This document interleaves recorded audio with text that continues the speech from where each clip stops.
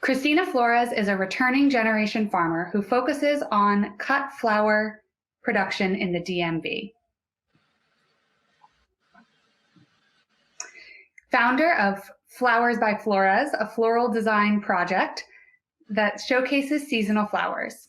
In 2020, she launched a flower subscription program using the CSA model.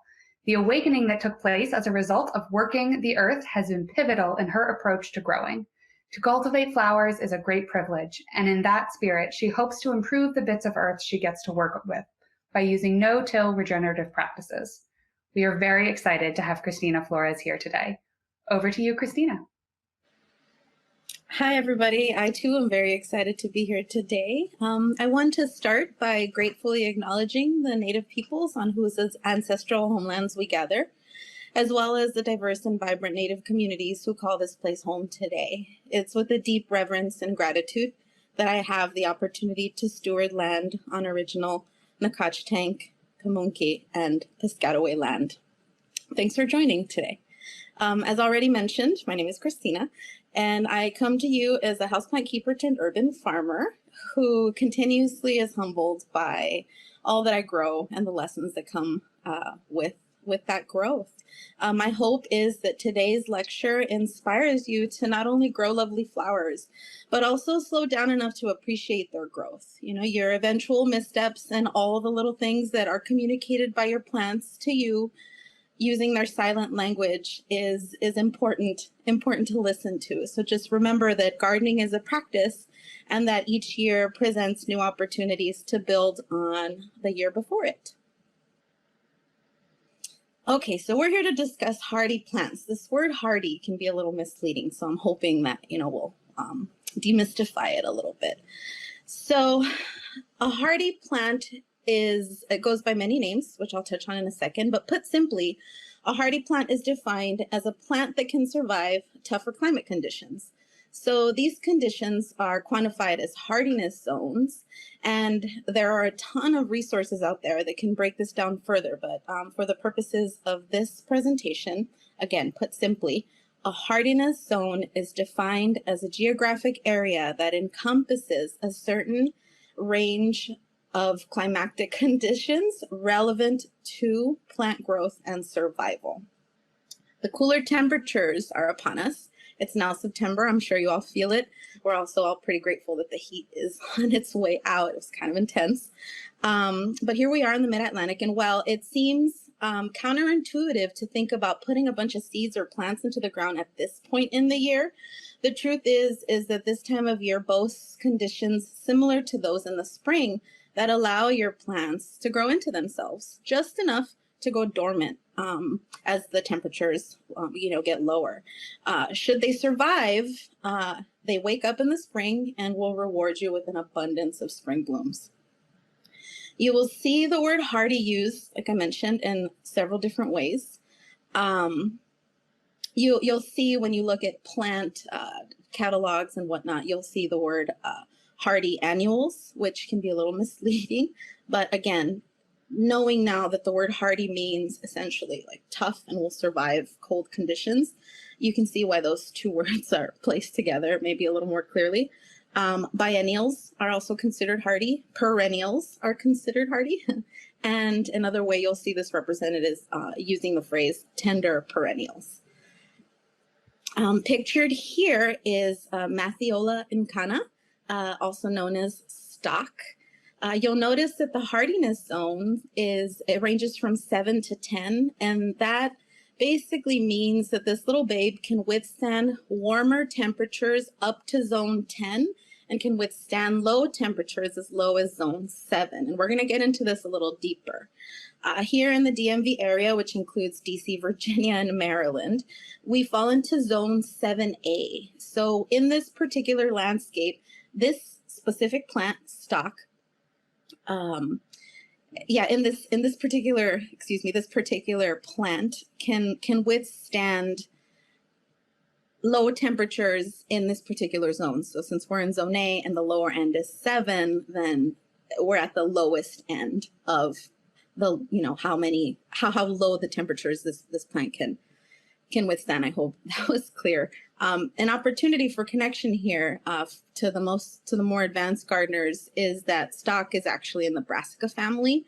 And so for those of you who are novice gardeners or getting, a grip on families and genuses and whatnot, the brassica family includes plants such as kale, cabbage, cauliflower, mustards, bok choy, lots of those cruciferous, delicious sweet vegetables that we get early in the spring, but also have the capacity to sustain the colder temperatures. And this is in the same family, so you can sort of treat it in a very similar manner. Okay, so we're jumping into hardiness zones. This here is a hardiness zone map taken from the USDA website. It's an awesome tool where you can, no matter where you are in the country, you can figure out where you are. So you'll see that there are two arrows here pointing at zone 7A, which is where we are, and it breaks down the temperatures that rest within that particular zone. So for example, zone 7A, the plants that can withstand living in zone 7A can survive temperatures as low as 0 to 5 degrees Fahrenheit. So that's pretty cold, just to give you an idea of what we're working with. So the USDA calculates this based on the average minimum winter temperature and then breaks it down into 10-degree zones by numbers. So from 1 through 12, there's a space of 10-degree temperatures in between. I hope it's like a 10 degrees zone 1, 10 degrees zone 2, et cetera, et cetera. And as you look at it, this becomes a little more obvious. This zone map also includes microclimates. So if you zoom in, logging onto the USDA website and then pulling it up, if you zoom into this particular area, you'll notice that parts of like southern DC into Virginia are considered zone 6B. And so it can vary very slightly. So this will help you better dictate which plants you can and can't take a risk with. So let's keep diving in a little deeper by looking at some online seed catalogs. Great. Okay, so here as an example, we have Rudbeckia. It's a very popular plant. You've probably seen it all over. It's also the state flower of Maryland. So I have a little arrow pointing here to the hardiness zone, and the range of zones that this plant can withstand, as you can see, is from 4 to 8. So that means simply that it can live in cold temperatures, as cold as it gets in zone 4, and in hot temperatures, as hot as it gets in zone 8 and 10. Now, I wonder, what do you suppose, if you can just enter your answer in the chat, what do you suppose the S and the W stand for? Any responses?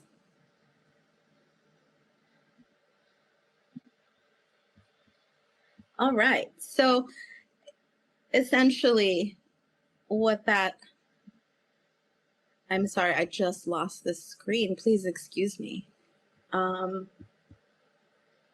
Here we go. So essentially it means southern. So yes, south and west. Thank you very much, Mary Alice. That's exactly what it means. And in this particular case with the S next to the 8, it means the humid area, Georgia, you're talking below the Mason-Dixie line essentially. And 10 west would be like California. Other important information here to consider are things like height and spacing, specifically spacing when it comes to perennial plants, because you want to make sure that you give perennial plants their due space, because they'll come back over the course of years and they'll expand in the space that you give them. All right, here we're looking at an example of a seed catalog. So we're going to go through some specific lines here just to better understand. This one you see is Echinacea, and this one will survive within the range of zone 3 and 9. So it can take quite a bit of cold.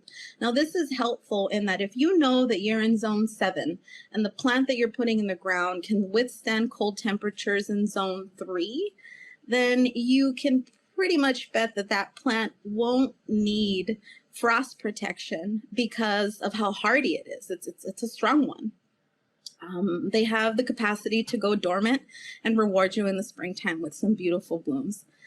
This one here, I planted while the months were still cold. I started it from seed. If you recall, spring was kind of a little slow coming this year, so that worked in the benefit of this plant in that I got stems that were about 3 feet long, which is pretty generous for Echinacea. This one in particular too is also a wonderful plant because it's medicinal, and any plant that has dual purpose definitely has a home in my garden personally. Again, you want to pay attention to things like plant height and plant width so that when you're planting your garden, everyone gets their due space. You know, plants too need a little elbow room. All right, and here I have opportunity for questions. Does anybody have any questions so far?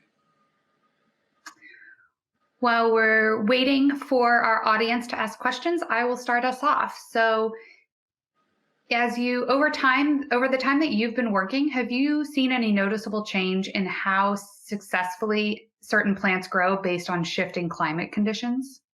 Oh, definitely. This year I've seen the most pest pressure that I've ever experienced. I've been farming for 4 years. And I do believe that has to do with the excessive humidity and heat.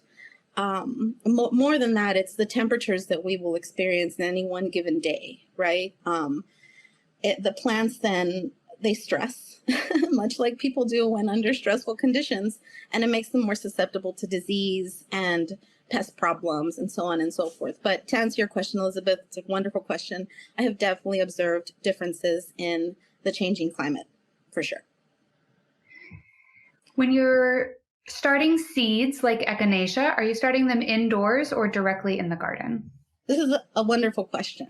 Most seed packets or seed, catalogs will specify to you what plants will do better when direct seeded or started in plugs and then transplanted. You want to make sure that you're treating each plant accordingly. To be quite honest, I start most of my plants in plugs into either soil blocks or using other recycled containers, and then I transplant them into the ground. Notable flowers that resent this level of root disruption essentially are just that immediately come to mind are sunflowers, although the sunflowers will recover. They're extremely strong, a really strong flower, wonderful flower. Poppies will resent you for for transplanting them. So that's one that you want to direct seed. Now the seeds are also a bit like powder. They're very small, so you want to make sure that you're careful when watering. This is why people tend to want to start them in plugs and then don't experience success because they resent the transplant. So it really is plant specific, and what comes to mind is those who resent it are poppies and sunflowers, zinnias too, but those last two are considered annuals. I'm sorry, the sunflowers and the zinnias are considered annuals. If you were a DC gardener with just the very tiniest space, maybe you can only pick one hardy plant for your garden for cuttings, what would be your top recommendation? Well, I would pay attention to how much sun this particular spot was getting, but let's say that in an ideal situation, you have a very teeny plot, maybe 2 square feet of a sunny area. I personally would choose something that's pollinator friendly, something that's perhaps native to this area. Echinacea is a really good one. Rudbeckia is another. There is a native type of goldenrod that thrives in full sun, but all three of these plants will come back year after year. Thank you so much. I suppose with that plant question, we'll let you dive back into your presentation. Thank you. I will say about planting perennials and using them for cuts. In your home garden, you want to make sure that you assess how you want to use them. I mean, do you want to cut all the flowers in your garden? If so, then you're going to want to take all the flowers as they bloom so that then that plant will provide continuous blooms. The moment you stop cutting, that plant will take your cue and take cues from nature and will move forward in its life and go to seed. which isn't necessarily a bad thing if you're trying to perennialize a plant in your garden. But I did want to make that very clear. Okay, so getting the garden ready. This is something that you can do now. And if you have the space, I would recommend it. It's sheet mulching. Sheet mulching is an incredibly effective way to not deal with the weeds in your garden. And essentially what you want to do is cut the grass as low as possible, and then lay the cardboard right on top. Now, what are the advantages of sheet mulching now in the autumn, as the season's about to change, versus winter? Well, there are the obvious things, like it's much more comfortable to be out there right now than it is in February. But both will work. The key here is allowing for that sheet mulching to suppress the weeds below for at least 6 to 8 weeks. So essentially what you're doing is you are trapping moisture and keeping light from reaching the weeds below, and that creates this like nice warm little environment that suppresses all the weeds that are already there. And because it's dark and moist, your worms and microbes are essentially going to activate, so to speak. And so those worms that were below that grass will start to make their way up to start, to continue to exist and provide all the benefits that worms do to soil. So not only does it build microbial life, but you can also plant right on top. And so these are 2 images from my little backyard, my little farm backyard. It used to be just a lawn. Now, all of this cardboard I sourced from local furniture stores, grocery stores, really anywhere you can get your hands on cardboard is a good place to ask. It doesn't hurt to ask. This stuff is going to end up in the garbage anyway, which is another great, reason to use cardboard. You want to make sure that you're removing all the tape and all the staples, because the cardboard will break down the fastest. And personally, I like to walk around in my garden barefoot whenever possible. And that's why I'm really careful around removing things like staples and, making sure that there's nothing, that I'm not putting anything in my soil that will, down the line hurt me. So materials that you need for sheet mulching are, cardboard, weights, and water. This cardboard went down right as there was rain coming. So you could put the cardboard down, take your hose and wet it so that, it stays matted down, or you can just wait for a good rain. I feel like lots of houses that I've lived in DC, and even I'm in DC, I should say, there are so many rocks and random bricks everywhere in cities. All of this works. All you need is a heavy weight to keep the cardboard from flying away.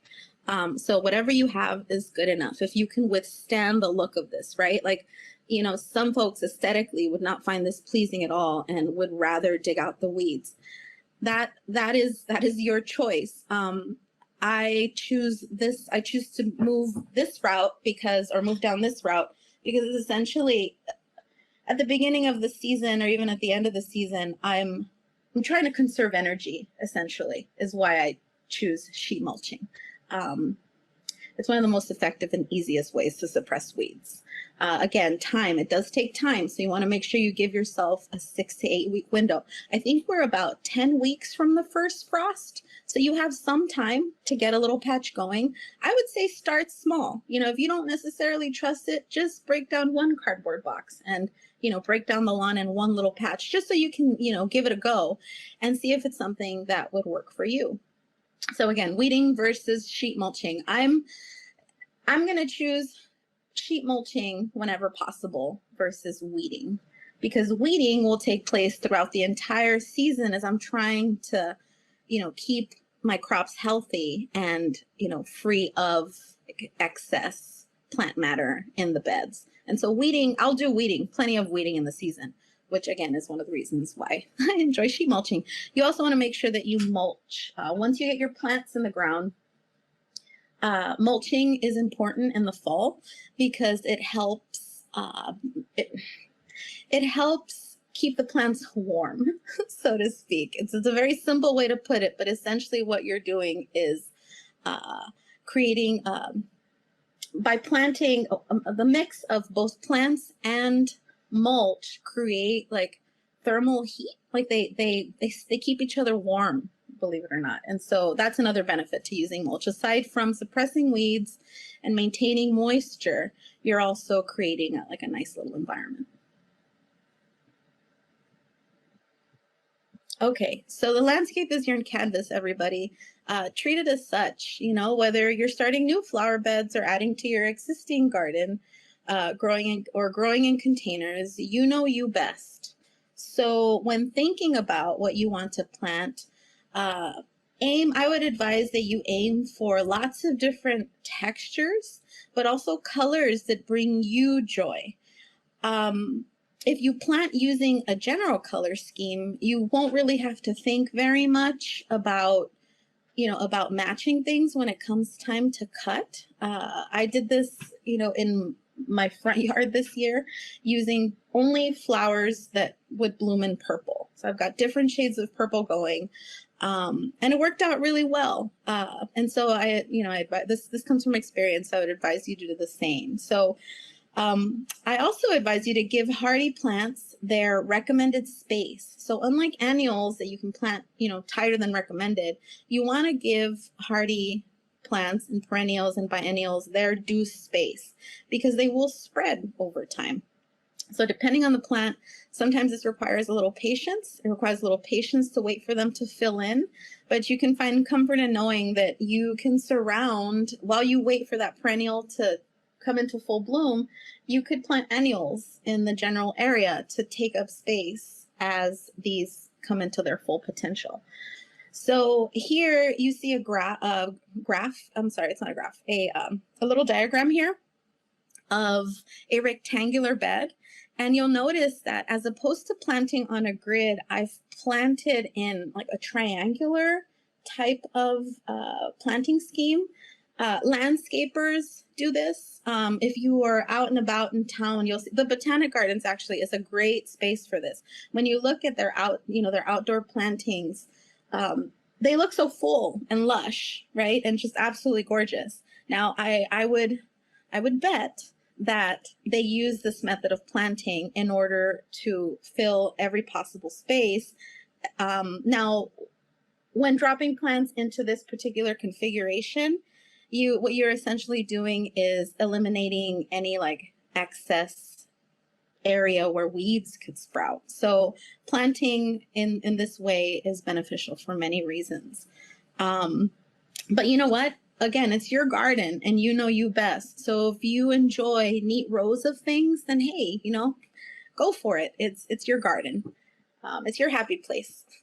So remember that you're planting living things too. So the soil is a living organism, and the relationship between the soil and the plants will reveal over time what's working and what isn't. The extension centers in this area, extension programs through the University of Maryland, DC has an office as well, are wonderful places to get your soil tested if you're having, poor results. Could be your soil. All right, so now we're going to jump right into favorites in this area that you can consider planting right now. I'll give you some details about each one, and then there will be time for questions at the end. So yarrow. So yarrow is a wonderful plant. Yarrow is medicinal. Yarrow comes in so many different varieties. This here is a variety called Colorado that blooms in a color scheme that very much resembles a sunset.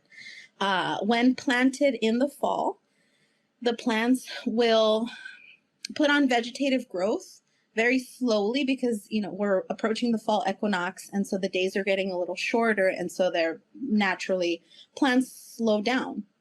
And so this plant, when planted at this time of year, will put on, and that's the case for all of the plants that I'm about to mention, will put on healthy vegetative growth and then go dormant over the course of winter. And then in the spring, you will get some beautiful blooms, oftentimes taller blooms than you would have if you planted in the spring. That is the case for yarrow. Poppies. Poppies, you definitely want to direct seed in the ground for reasons I mentioned earlier. They resent transplant. It's called transplant shock. They get so shocked that they essentially don't make it. And they're so beautiful and airy and add such great texture to your garden that, you know, you want to give them their best shot. I like planting poppies as opposed to in a triangular spacing. I like planting poppies in rounds. So because the seeds are so small, I'll designate a space in the garden and create a circle shape with sticks so that I know where I drop the seeds, because they are so small that they're like they're just really small, annoyingly small, frankly. I create a circle in my garden using twine, and I drop the seeds into that particular spot, so that I know that when I'm when I'm watering, that particular spot needs to be watered extra carefully because of the type of seed that's there. You want to set yourself up for success by putting markers in your garden. An advantage to planting in the fall, like I stated earlier, is that you will have very prolific blooms. But you also run the risk of forgetting what you planted and where. So you want to make sure that you're on top of marking your garden, so that when you're weeding in the springtime, you're not accidentally pulling something that you intentionally planted. Snapdragons are a wonderful plant here. You've probably seen them in container gardens outside of restaurants. I feel like I see them in people's front yards all the time. Snapdragons, if planted early enough in the spring or in the fall, will reward you with blooms throughout the entire season. Even in the hotter months, they'll continue to bloom. It's a wonderful plant. Let's move on to more. Scabiosa is another one. There are lots of different varieties. Same as yarrow. If you plant it now, you'll get really large bushy plants come spring. Now, to touch on whether or not your plants will need protection. So here with the malva, the one in the middle, you'll notice that there's a straw, under it. The straw is necessary for frost protection. Now this one has a hardiness zone. Oh gosh, I forget, but it's lower than 7. And so those that fall like far below 7 don't necessarily need, row fabric or overhead protection. The mulch is enough. So that's the case for malva. It's the case for scabiosa. And this one on the right is a verbascum called Southern Charm. And it's also the case for verbascum. But again, you want to make sure that when you're planting your garden that you know what each plant can and can't tolerate, so that you're setting yourself up for success. And there are so many resources online that information is readily available.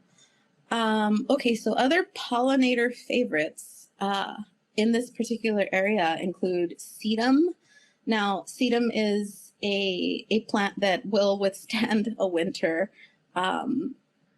It has the stems and actual plant parts are they're very thick. It's almost like a succulent. So it's extremely hardy. Echinacea, coneflower, lots of different varieties exist that you can plant in your garden. You can work with a yellow color scheme or a brighter color scheme, or a more jewel tone color scheme. The choices are abundant. Asclepia tuberosa, which is a butterfly weed, a beneficial. This one is wonderful. It comes in yellows, reds, oranges, and mixes of the two. The salvias, all of the different sages. Now, one thing that I've learned with salvia is that when choosing, you want to make sure you are aware of the height. What you don't want is to end up with a salvia.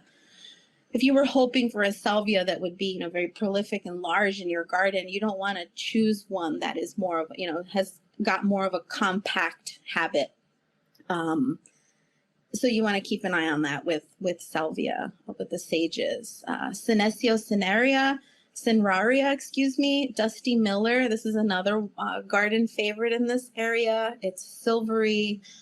It will last all year. It does go to seed eventually, so it will come back if you allow it to. Phlox is another. There are a couple of native varieties to this area.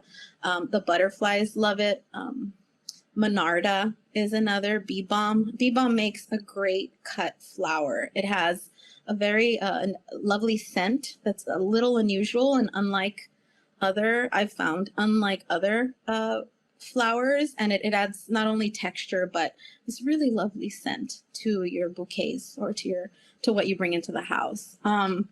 Rudbeckia, which was pictured earlier, also tons of varieties, anything from yellow with a yellow center to, you know, dark brown with a dark brown center and everything in between. It's a wonderful hardy plant that doesn't require protection. Sweet peas are another. These need to be directly seeded. You can start them beforehand, but they thrive when directly seeded into your garden. They also need support, so you want to make sure you're planting them up against a fence or providing a trellis. They smell wonderful. This one is a good one, guys, and it will survive a cold winter with no problem, and only having been mulched. Agrostemma is another. This one is airy and blooms prolifically in the early spring months. Daucus is another. This one is a relative of carrots, so you can kind of place that in your wealth of knowledge accordingly. But Daucus is a wonderful flower that I love in not only its blooming stage, but as it's coming into bloom, and specifically when it comes into seed, or when it goes to seed. When it goes to seed, you're looking at it essentially. The Daucus flower is an umbel, which is an upside down umbrella. You can imagine an upside down umbrella. And at the end of each stem, there are different little flowers, and all of that sort of collapses into itself when it has gone to seed. And again, it's beautiful in all stages and provides great texture in a garden in all of its stages. Dianthus, which are traditionally known as carnations, will also withstand cold temperatures and can be planted now. Dill, I don't know how dill made it in here, but dill does like cooler weather, but I don't believe it'll survive a winter. It does self-seed, so it will come back, but I wouldn't put it in the ground now, and I'm sorry for the confusion there. If you can stand the smell, this is also a good one. But a digitalis, which is also known as foxglove, is the final one I'll mention. The foxglove is, you want to be careful with this one. If you have pets that like to dig around in your garden and eat your plants, or young children, you maybe who are curious, perhaps you have young children who are very interested in gardening and are accustomed to going around tasting things. You want to be careful with this one. This one it's considered poisonous. Definitely keep it away from your cats. Yeah, so, you have lots of choices. I think that once you understand, how zones work, and you look for that information, you can experiment in ways that are really exciting. I mean, you can, if we're in zone 7, for example, this is something that I'm doing this fall. We're in zone 7. I am planting things that are in my garden this fall that are in the, that would survive in zone 6B. So just a little bit cooler. And I'm risking losing plants essentially. But I also, if we have a mild winter, I might have great success. And so again, once you understand how zones work, and what that word hardy, what encompasses a hardy plant, the possibilities are endless. The world just kind of opens itself up to you. And now I am ready for questions. Does anybody have any questions? Amazing. Thank you, Cristina. And yes, we definitely have questions for you. So what cutting garden plants are best for the shade? For the shade. If you have a shady spot, I would recommend things like hellebores. Ferns also work as good cuts. There are, if you want to choose, native varieties, there are, but ferns is one of those plants that, oh gosh, the possibilities are endless with what is available to you. So ferns is a good one. In terms of cut flowers, you could try, snapdragons grow well in part shade. And actually, if you plant them in part shade, you increase the chances of having blooms right into the summer, because they have that little, they're comfortable essentially in the shade. Others that will grow in the shade, dianthus will grow okay in part shade. You know, if you have full shade, I would recommend that you do a little research, but hellebores is the only one that comes to mind, and ferns that will grow in like mostly shaded areas. If I think of another, I'll make sure to let you know, but those are the only ones that come to mind. I hope that was helpful. Are poppies good flowers for picking? Poppies are good flowers for picking. The trick with them is knowing when to pick them. You want to pick them when they're extremely delicate. You know, it's funny to call them delicate, actually. I heard myself because they survive a winter, you know, they could survive a winter uncovered, you know, with very little mulch. So they're actually, for as delicate a flower as they are, the plant can be extremely hardy. There are several different types, but you essentially want to cut them when they are only beginning to open. You know, when that pod has only cracked, like only just started to crack. That's key. Therefore, you're essentially what you're doing is you're cutting it at the point where it's about to put on a show, and you bring the show inside. When using cardboard for sheet mulching, is it all right if the cardboard has colored ink? You know, this is one of those questions that it's all just grower dependent. To find, like, to go into a place and ask for cardboard, right? Often they don't know if it's vegetable ink that is being used on these boxes. I mean, there are, like, if it's a Target box, you can, you know, look on the Target website. If sometimes the companies themselves, if you're able to identify where that box came from, the companies themselves will have answers. I'm pretty loose about that. I just make sure that there's no tape or plastic, because that won't break down.